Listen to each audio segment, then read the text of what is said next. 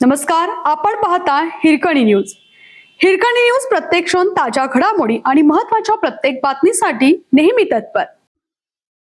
गडिंग्लज मधील मोबाईल शॉपीत 1,27,00,000ची फसवणूक. गडिंग्लज येथील सुभाष टॉकीज जवळील एका मोबाईल शॉपीचा मॅनेजर जमीर इस्माईल मुजावर राहणारा साई मंदिर गार्डन जवळ गडिंग्लज याने बनावट आयडी तयार करून 1,27,25,423 रुपयांची फसवणूक केल्याची फिर्याद रामदास शिवाजी कुराडे यांनी गडिंग्लज पोलिसात दिली आहे. जुलै 2025च्या ऑडिटच्या दरम्यान 7 ते 8 मोबाईल हँडसेटमध्ये गोंधळ असल्याचं जाणवल्यानंतर याबाबत सखोल चौकशी सुरू केली.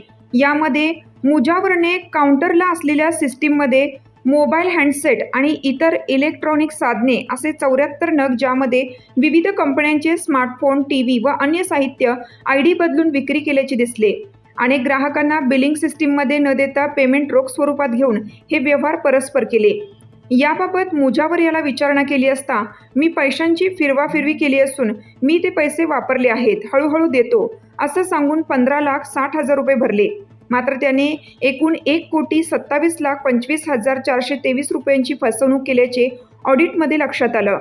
याबाबत त्याच्याकडे वारंवार विचारणा करूनही तो पैसे भरत नसल्याने गडिंग्लज पोलिसात तक्रार देण्यात आली.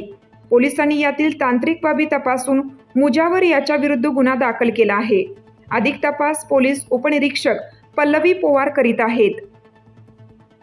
आपल्या हिरकणी न्यूज चॅनलला लाईक करा, शेअर करा आणि सबस्क्राईब करायला विसरू नका आणि रहा अपडेट.